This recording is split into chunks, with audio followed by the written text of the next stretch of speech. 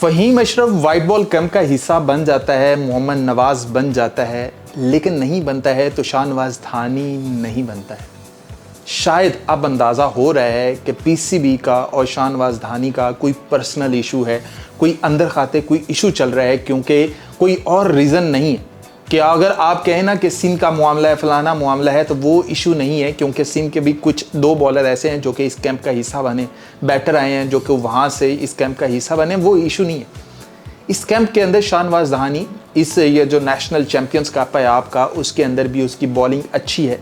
आप फाइनल तक तो वो गया नहीं, लेकिन फाइनल से पहले जो आखिरी ओवर में उसने 15 डिफेंड करने थे वो भी उसने करके दिखाए। उसने शुरू के अंदर आपको 4 ओवर के अंदर 12 स्कोर उसने खाए, फिर उसने कोई 4 ओवर के अंदर 2 विकेटें 3 विकेटें इस तरह से निकाल कर भी दिखाई। फिर उससे पहले वो LPL के अंदर, लंदन प्रीमियर लीग के अंदर भी आपको विकेटें निकाल कर उसने दिखाई कि वाइट बॉल का वो एक एसेट है, पाकिस्तान को उसके ऊपर इन्वेस्ट करना चाहिए। लेकिन ये तकरीबन कोई 21 से 30 लड़के जो हैं वो इस कैंप का हिस्सा बनते हैं, किसी के नाम आते हैं, कोई वैसे ही वहाँ पर पार्टिसिपेट कर रहा है, लेकिन नाम नहीं आता है तो सिर्फ एक शाहनवाज़ धानी का नहीं आता, जो कि अभी नेशनल चैम्पियंस कप के अंदर जिनकी अच्छी परफॉर्मेंस थी, जिनकी पूरी परफॉर्मेंस थी, वो तो नाम वैसे ही ऊपर नहीं आए। तो जिनकी अच्छी परफॉर्मेंस थी, मैं देख रहा था कि 7 बेग भी नहीं है, मैं देख रहा था कि और भी कुछ 1-2 बच्चे हैं जो कि इस कैंप का हिस्सा नहीं बने। शायद कभी कराची में कैंप लगेगा तो वो वहाँ पर चले जाएंगे, लेकिन शाहनवाज़ धानी शायद तब भी नहीं जा पाए। तो अगर तो ये मसला है तो शाहनवाज़ धानी को पब्लिकली जाकर इनसे माजरत कर लें, मतलब ये लिख कर दे दें कि भी शाहनवाज़ धानी को हम टीम में तब शामिल करेंगे, कैंप में तब शामिल करेंगे जब वो माफ़ी मांगेगा, या अगर कोई उसका मसला नहीं है तो खुद आकर ये माफ़ी मांगे कि भाई हमने शाहनवाज़ धानी के साथ जुल्म किया है पिछले 2 साल के अंदर, हम आकर कौम से माफ़ी मांगते हैं। ये ऐसा हमारा बच्चा है जो 138, 142, 140 के ऊपर बॉलिंग कंसिस्टेंट तौर पर कर सकता है। इसके पास यॉर्कर्स भी हैं जो कि विकेट उड़ाने वाले यॉर्कर्स हैं, इसके पास जो बाउंसर्स हैं वो भी मौजूद हैं।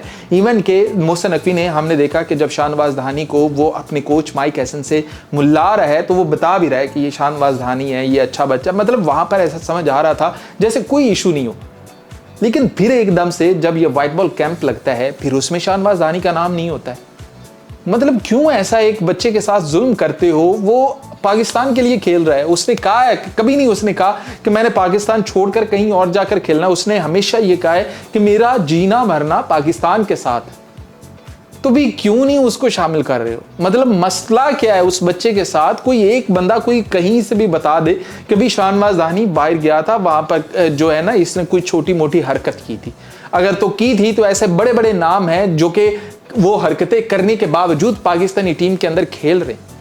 तो शाहनवाज़ धानी को क्यों नहीं बख्शा जा रहा? क्यों नहीं उसकी उस गलती को माफ किया जा रहा? क्यों नहीं उसे कैंप में बुलाया जा रहा? भाई इस बात के ऊपर तो एहतजाज करेंगे हम आपका जीना हराम करके रखेंगे कि भाई क्यों नहीं उसे शामिल कर। या तो एक सॉलिड रीजन दो कि भाई ये वजह है शाहनवाज़ धानी से, इसलिए शाहनवाज़ धानी ने कभी भी पाकिस्तानी कैंप का हिस्सा नहीं बनना, कभी भी पाकिस्तान को दोबारा से इसने रिप्रेजेंट नहीं करना।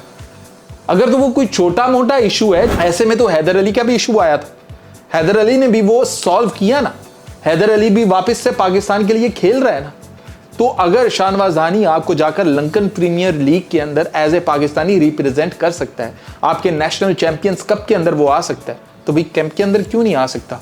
क्या उसने इस तरह की बॉलिंग ही नहीं की कि आप उसे कैंप में नहीं बुला सकते? कि जहां पर आप फ़हीम अशरफ को बुला सकते हो, मोहम्मद नवाज़ को बुला सकते हो, कि उनको हमने हमेशा से देखा हुआ है, लेकिन फिर भी इस बंदे को नहीं बुला सकते, तो ये जुल्म है, ज्यादती है। कभी भी ये पे बैक हो जाएगी और आप लोगों को पछताना पड़ेगा।